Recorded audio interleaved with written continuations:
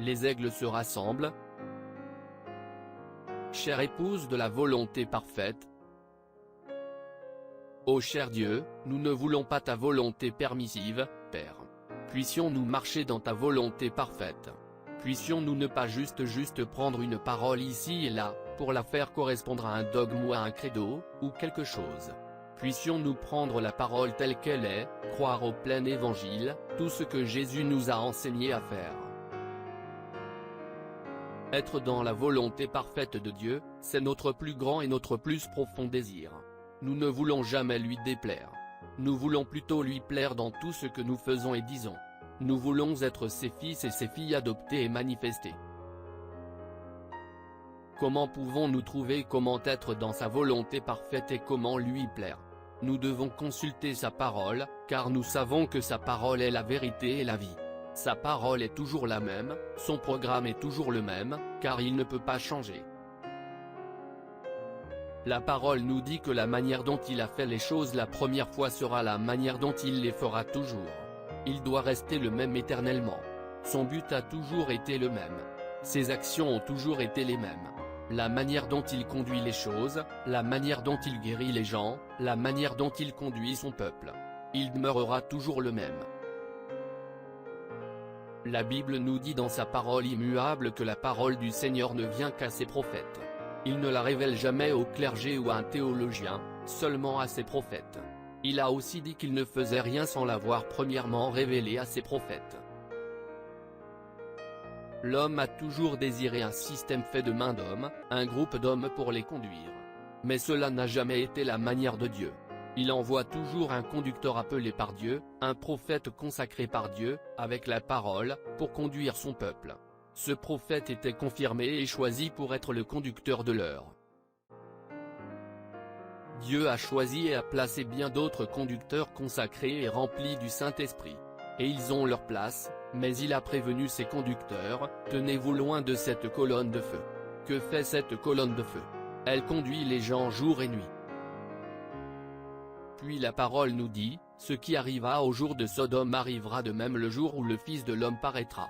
Selon sa parole, dans Malachie 4 et dans de nombreux passages des Écritures, il doit revenir dans son Église sous une forme physique, dans les gens, dans des êtres humains, à la manière d'un prophète. Comment reconnaîtrons-nous ce prophète?